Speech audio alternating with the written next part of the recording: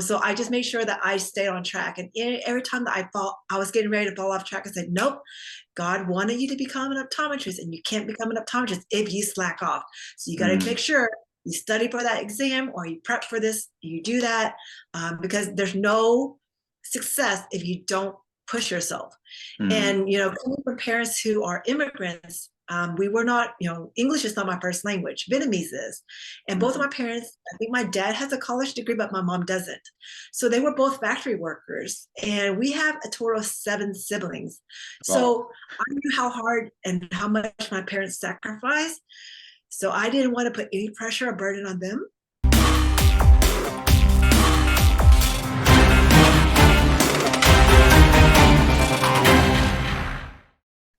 Hey everyone, welcome to the Life of a CEO podcast. And today I have a wonderful guest with me. I have Dr. Kristie Nguyen.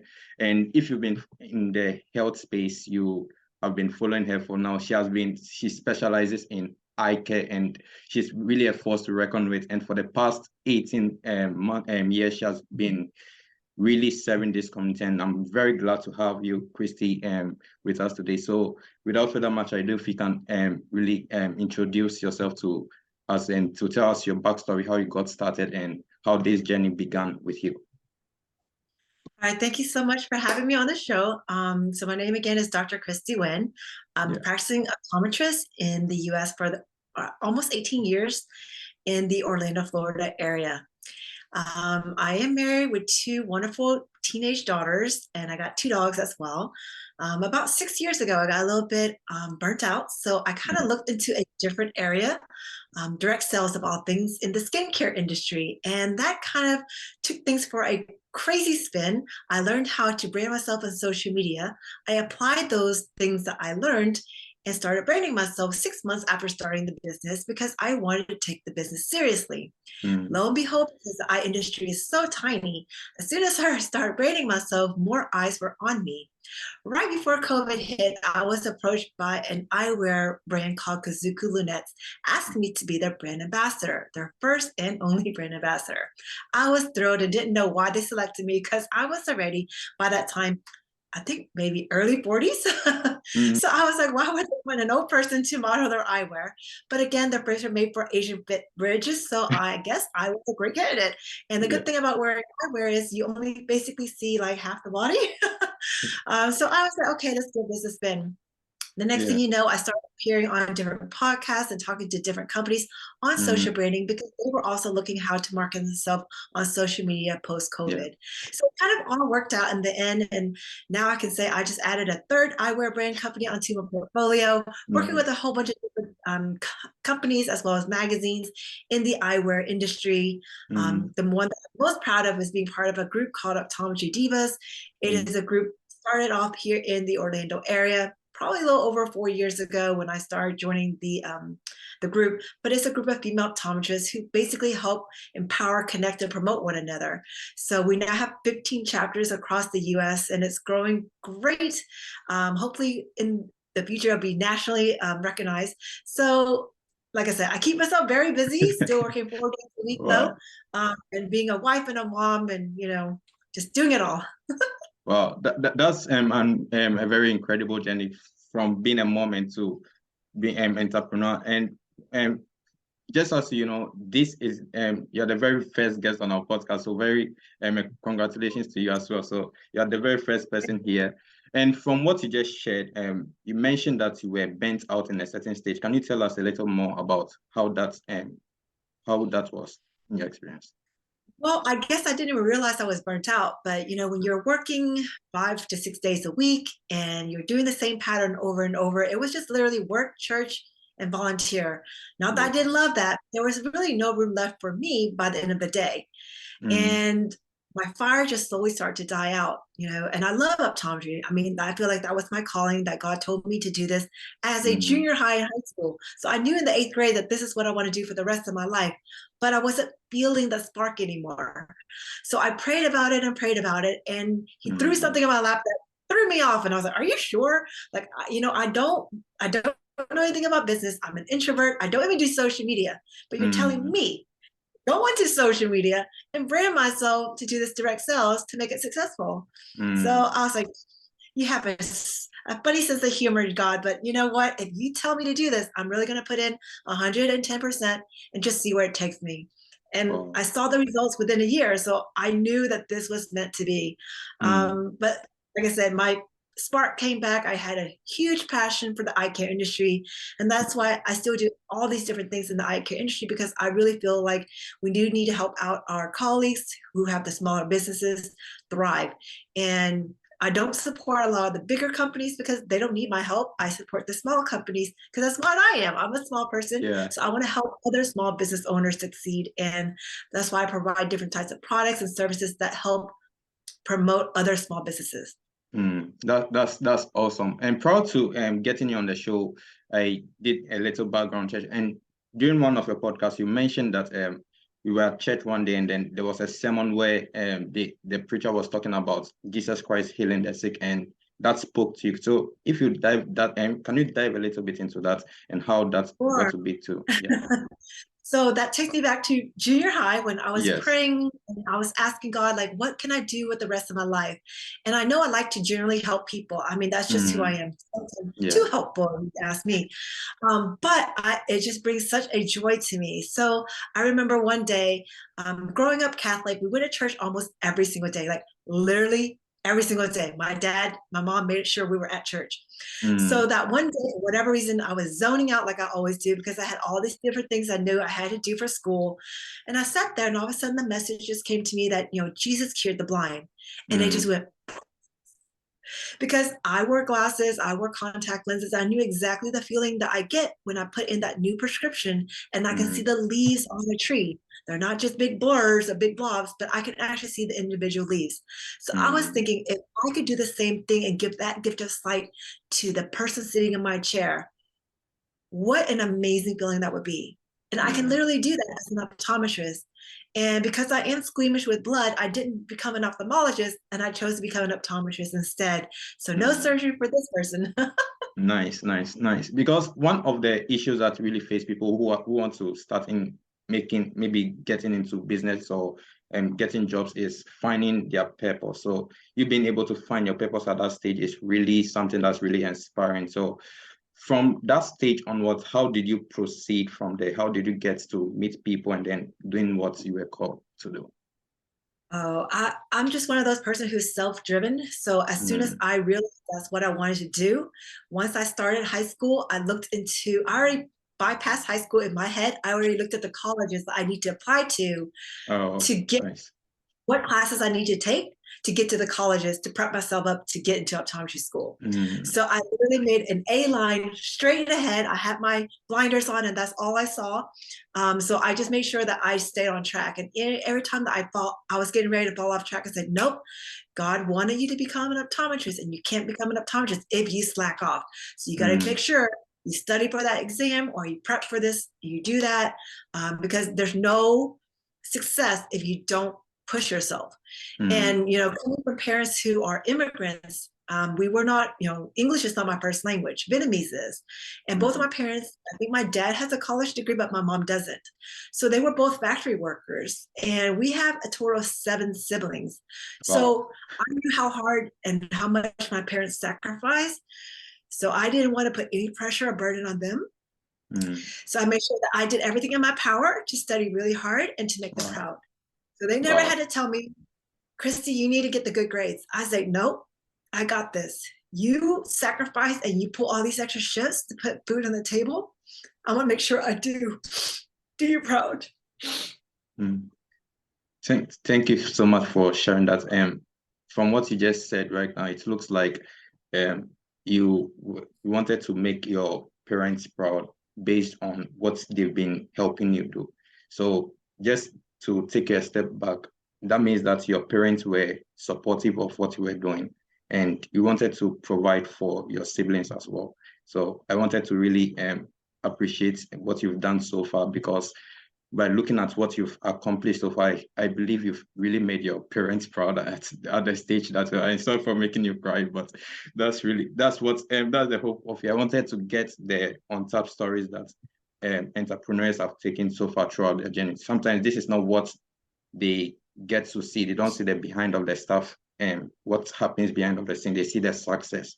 But one goal that this podcast is to bring what's happening behind the scenes and to tell people that, okay, it is possible, you can do it, no matter what the trials face. So thank you so much for sharing that. So if we take a slide a back and segue from where we left off. So after you got your purpose that this is what I wanted to do, which resources did you start looking at to find that pathway to study? Before you even got to college to look at courses, what was the the steps you took to do that? Well, lucky for me, there was only a certain number of optometry schools in the U.S. So I started to look at the different locations of the optometry schools. And I kind of narrowed down where I wanted to potentially go to school and just look at the criteria that was needed to get there. So like I said, there is a list of different classes you have to take prior to being accepted. And I made sure that I was taking all those classes and making sure my grades were top notch in high school and then on to college before applying to graduate school. So there was a total of like 7 to 8 years in between 8th grade to graduate school that I had to make sure that I met. So, I took a little bit of a break during the freshman year of college because I was away from home for the first time. I kind of lose a little bit because I have never had all that freedom. But I knew after that first semester, I need to buckle back down if I want to get where I need to do. And I made sure that I also mentor certain doctors to make sure that I really want to do this because it is my final destination. But if I'm not sure of what I'm doing and I get there and I get out, it'll be too late. So I made sure that, in high school, I took, during my English class, I did shadow an optometrist. That still didn't give me the insight and the experience I needed. So then in college, I worked 2 years out of the 3 years I was there to make sure that I had a better idea. So I signed up as a secretary, then a doctor's technician. So I saw a lot of behind the scene and I was like, wow, this is still really interesting. But it really blew my mind once I was actually in optometry school. I said, whoa, I thought that all we did was what's better, 1 or 2, but there's like a whole bunch of other things that optometrists are responsible for. So it was all just a progress of just learning what's involved. And I'm just so glad I took all those initiatives to, look at some of the different people who are able to mentor me to get me there. Because again, you never want to commit to something if you're not testing yourself out in the waters first to see if you like being in the water. Some people just jump right in and then they say, oh my God, I really would like to do all this stuff. So I think it's important that you look at different mentors and people who are succeeding in what you're doing and seeing if you follow them to get some experience, and even taking a job doing something right below that level, just again, so you can see some behind the scene that you may not see otherwise. Shadowing, they only let you observe, but when you actually are employed, they expect certain things to be met. So then it's very different in what you experience. Yes, very true. Before we even start diving deep into getting mentors and shadowing on jobs, I wanted to really get into what you felt when you missed out 1 year of college, when you weren't able to move to get into school. So how was that experience like? What were you feeling? What were you thinking at that stage? I really went through the whole time. So so basically the first semester of college, I just slacked off a little bit more because I was going to school less and I was playing more, making new friends, but still making sure all my grades were up. So I never took a break. I literally went straight through school all the way to graduate school. So there was never a break.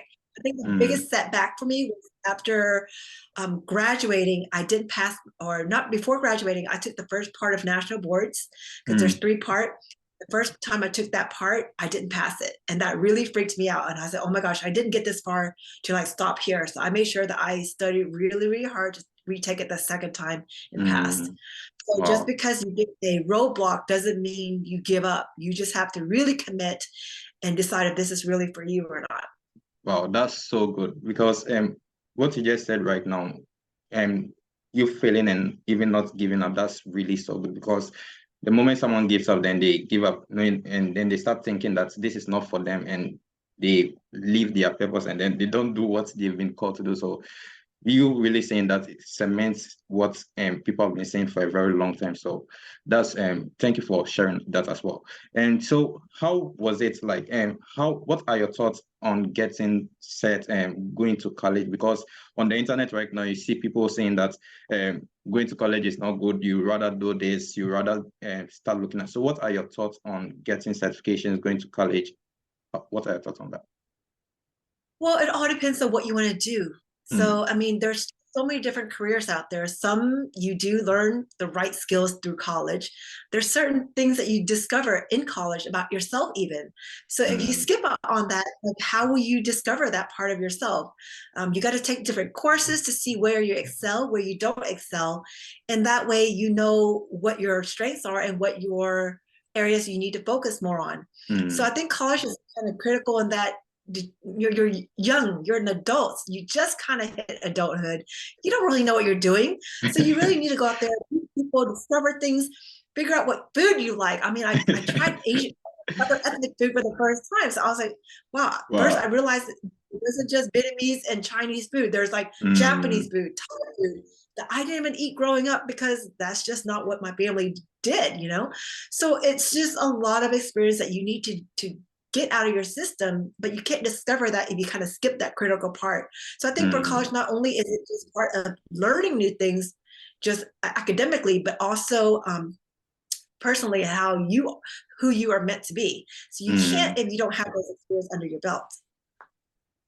That's wonderful. Apart from the love of food that we share, what other things did you start discovering during that time in college about yourself? Well, I discovered, I really like to have friends. It was a great Mm, support system, because I was so focused in high school just to make the grades to get to college. I didn't have a lot of friends. I hung out with my family, but I didn't have a lot of friends. I got to college mm, and I made tons of friends really fast, and it was just so easy that everybody was open-minded, and they were supportive. So it was very different. But then I said, I can't keep hanging out with my friends if I want to go to college mm, later because I need to work. So I mm, had to work and I had to volunteer because, again, that's what college applications look for. They look to make sure that you're volunteering, that you're well-rounded, that mm. you are overall a good student, but also somebody who will contribute back to society. So if No, all you did was play, that's not going to show up on your resume. So you got no. to make sure you're packing it with all the other things like your work experience and your volunteer hours. That's wonderful. In the beginning of our call, you mentioned that you were an introvert. So how were you able to make friends? How do you started putting yourself out there? I usually it's the other person talking to me. Mm, I'm usually not the first person to go talk to somebody. I remember one experience where I was just minding my own business, studying for an exam right before the doors open up and we get to go into the class and take the exam. Somebody approached me and she goes, "Hey, don't I know you?" I'm like, "No," because I don't talk to anybody. She's like, "No, I think I know you. Aren't you like in my class?" I was like, "I don't know. I don't even look around when I'm in class. I'm like laser focused and mm. just looking at this otherwise." But we just started talking and we ended up finding out we had a lot of things in common. We're still friends Mm. today. So it's like so crazy, but I didn't make the first move. That's wonderful. Because one of the posts I made throughout to this podcast was I made a post on my Facebook wall trying asking people what they did when they wanted to break what they use as an icebreaker when they meet someone and then they want to get a conversation with. And I really got some great responses from that. So for what you just said, the person approached you, but you were willing to dive deeper into getting a conversation with the person. Yes. All right. So now And that the role is reversed, I am more willing to talk to people. That's where I mm, start teaching other people like what are certain things you can do now that the role is yes. reversed. But before, Mm. like I said, I was just Extremely focused on your books. That's wonderful. Yeah. So that's and right. now I want So I wanted to dive into what did you start doing to look for opportunities to volunteer to get experience, as people say, as we say. So you're talking about experience back when I was still Yes. in college. Yes. Stay in So college. I kind of just looked around. So I mean, there's always job postings and job listings. I don't remember knowing anybody that worked at the office. I don't even know how you know what? I don't remember how I even knew they were hiring. But for Mm, whatever reason, found out they were hiring. I must have looked online or through a newspaper, saw an ad or something. And then I just submitted my resume, and then they called me for an interview, and then I got accepted. So you have to be proactive. You can't just say, oh, I hope something falls into my lap and it's all going to work out. No, you really got to go out there. You got to search, newspaper, online. A lot of colleges also had list job openings. So you got to go out there and really start asking around, maybe asking a friend and say, hey, do you know somebody who's hiring in this department? Or even just walking into the office with your resume in hand and saying, hey, here's my resume. If you're looking for anybody in this position, I'm available. So you Nice. really just have to go out there and make the initiative to to make that change. You can't wait for the change to happen. It does, miracles only happen if you help it happen. Yes, yes. So that's you were proactive in looking for opportunities. Didn't just wait behind the scenes and praying that something is going to happen to you. No, it doesn't happen. No. So apart from how you started putting yourself out there, you mentioned getting coaches and mentors, shadowing jobs. Was that the same experience, or did something else happen during that time? So during college, that was it. I mean, just going to the doctor, working under that doctor's office. They actually had two doctors, the main doctor and an associate who came in. So I was able to observe both of their skill sets style differently. But then I was also mentoring the optician who was working the lab. I was also mentoring the manager who was managing the office. So I saw the like insurance or the financial aspect. So I was able to look at the office as a whole. Not only did I saw how glasses were made and how to sell glasses, but I knew how to schedule appointments, order contact lenses, do return orders. Then I was also the doctor's technician. So I was working up the patients, preparing the chart, making sure the doctor had all the information. And so I was in three different aspects of that office by the time 2 years was over. So that's how I was able to get more in-depth experience about what optometry entails. And I was, if anything, just even more intrigued because there's like, wow, there's just so much more than I thought in high school when I just went to observe the doctor, because then they only let me sit in the office or sit in a corner in the office, and I couldn't touch anything. I couldn't say anything to anybody because I was a liability because I was not staff. So I literally was just a student. He handed me a magazine every few weeks and said, read this and write me up an article, a summary. I'm like, so it Wow. was very different, shadowing versus working. So I always recommend working to get the experience than shadowing someone, which is much more limited. Wow, that's awesome. So during that time, you took up a lot of roles in helping out with these doctors. So to ask the obvious question, were you paid during that time? What, say that again? The last Were part? What you was the paid? question? Were you paid to do Oh what you were yes, I doing? was paid. So so I am paid. When you work for somebody, they pay you. So I was All right. paid as a doctor's technician. That's awesome. So now after college, what was the process like? So after college, you've gotten experience working with some doctors. Now, what was the next step for you? The next step was applying to optometry school. So at the end of my last year of undergraduate, I already had applied and went on my interviews for optometry school. So as soon as I graduated undergrad, I was ready to start my next semester as an optometry student. So there was like no gap. Nice, nice. So after the optometry school, you started, what else did you started Working doing? right away. You started So working right away. Wow. I worked right away. So I had to get a license first. I got to make sure I passed all my exams. There were three. So I passed all my exams. I started working. And again, I had to make sure I passed that one test that I had to retake. Remember, I failed it the first time. Yes. So once my scores were back and I passed, I started working. But I didn't know a lot of people. I was in a new city that where I wasn't raised. I lived in Texas before. I moved to Florida, which is like a couple of states away, and I didn't know anybody there. So I literally, I don't even remember how I met the one doctor that I met. He gave me some days to work, but it was very slow at this new office. And then somehow my name just kind of got out to the other doctors. I can't remember going, I went to a local meeting or something, but then I started getting all these different doctors who were looking for fill-in work. So I just started doing fill-in work because I wasn't sure what I really wanted to do just yet. I thought I wanted to open up my own private practice, but again, I didn't have any experience yet. So I kind of was just working at different offices just to see how they ran things. And let's just say after a couple of months of doing it, I was like, you know what, I think I'm gonna stick to just contracting work because I really like just being able to float from one office to the next, just to see the different ways that the office is ran, how things are ran, how different equipments are offered at one office versus another office, how they train their staff to do certain things at one office versus another. So that's just how it's been since I got out of school. So I've never been employed other than just working for myself and filling in for other doctors. That's awesome, being your own boss. So tell us a little bit more about being a contractor and being someone on your own, commanding your schedule and knowing the type of people that work with. Because you get to work on your own schedule. So, you know, you have 7 days a week. Whatever days you want to work, those are your available days. So if somebody say, hey, Dr. Nguyen, are you available on Saturday? I'm like, nope, I'm not, because I don't want to work on Saturday. They don't need to know that. They just need to know that I'm not available. I just didn't say I didn't want to work. So there's a polite way to say, you just say, I'm not available those days. Then you can also set your hours. So let's say they want you to work from 8 to 5, but you're not a morning person. You can say, how about 9 to 6? Okay, so you kind of push the hours back. If they're okay with it, great. You know, if they're one of those offices who are very busy and they see patients every 15 minutes, but you're not that fast, you can say, well, what about every half an hour? Would that be okay? And if they're up for it, then they will make that modification for you for that schedule.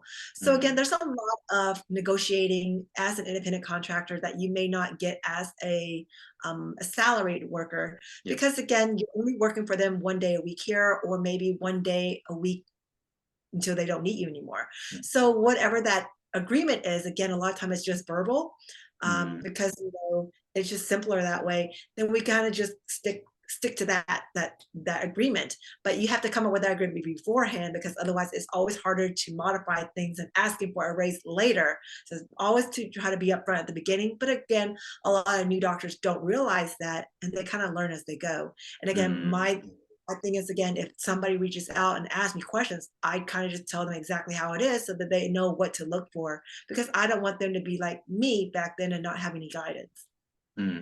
That's wonderful. What you just said right now, you mentioned that you have to set the stage before you even start doing something, so that the person fits your values. You're able to, like, you meet expectations without them asking more of you and you asking more of them. Yep. That's wonderful. So so as a contractor, how do you get the doctors or clients that you're working with? What does the process look like for you?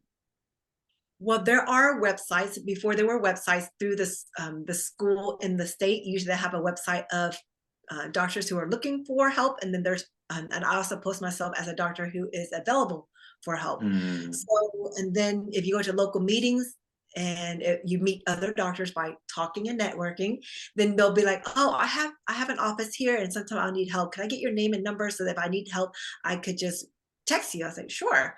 And I do the same for my other friends. So if I meet new doctors and I'm like, hey, are you available for work? I kind of make a mental note so that if I know a colleague who's looking and they're like, do you know anybody? I was like, yes, yes, I do. So then I'll ask their permission. Can I share your information? And they say yes. Then now I do an exchange.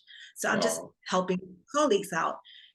Not that I'm benefiting, but I'm just like linking everybody up.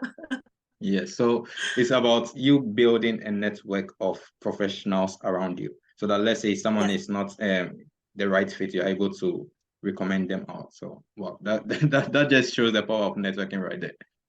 Yes. So just because I'm not available now doesn't mean I'm not available in a month.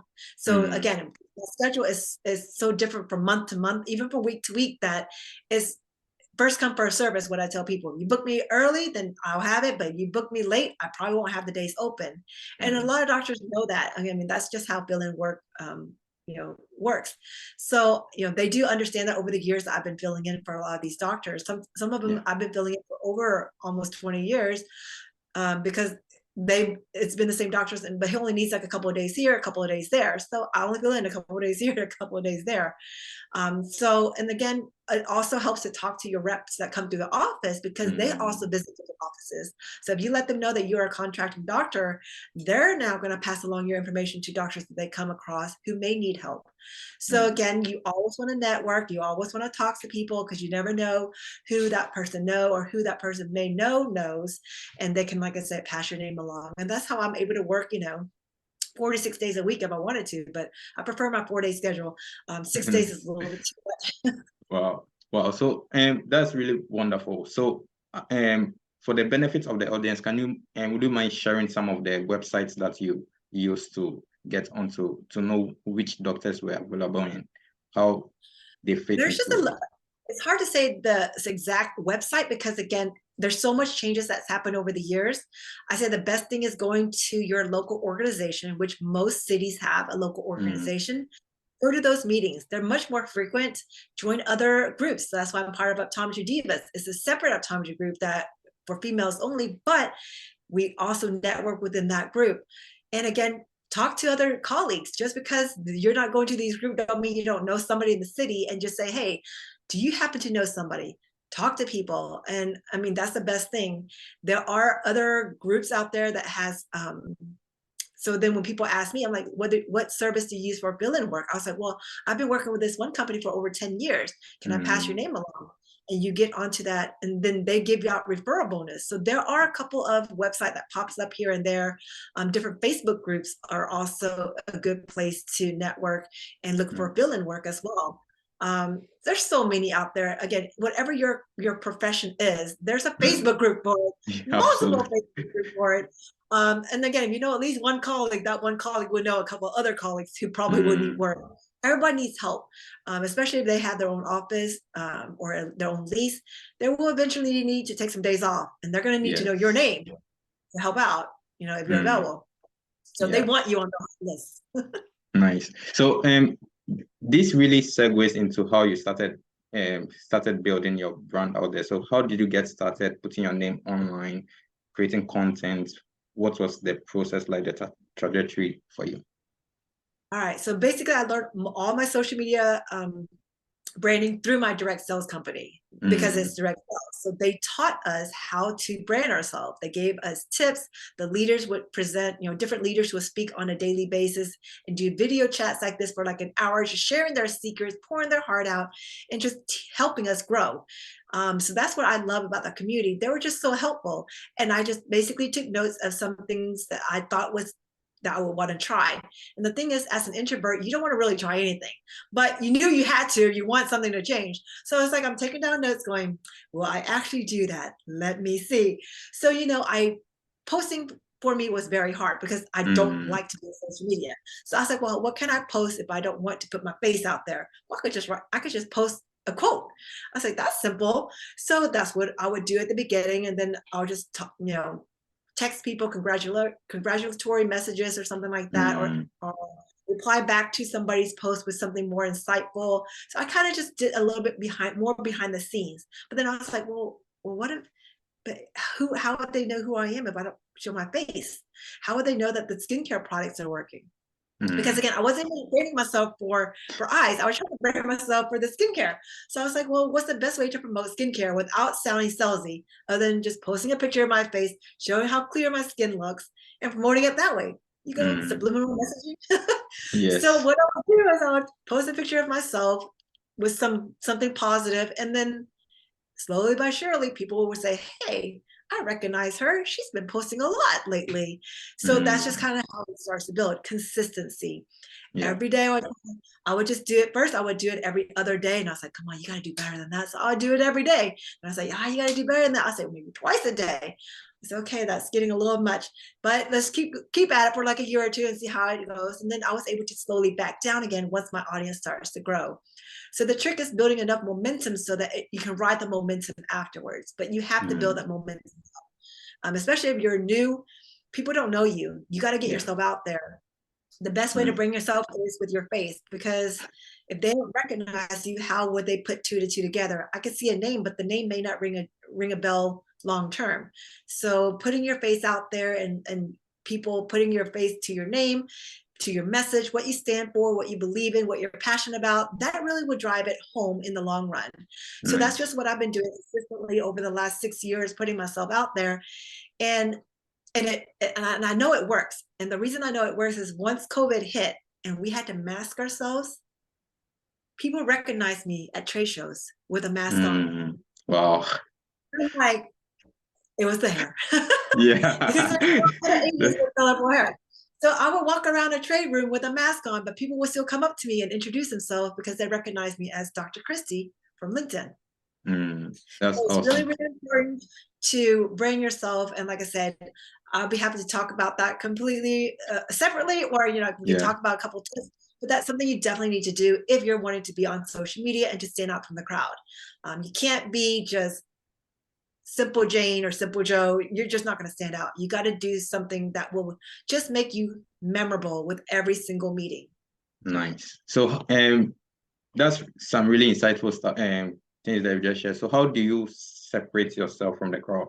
Since there's a lot of noise out there on the internet, how do you start branding yourself to get through the crowd?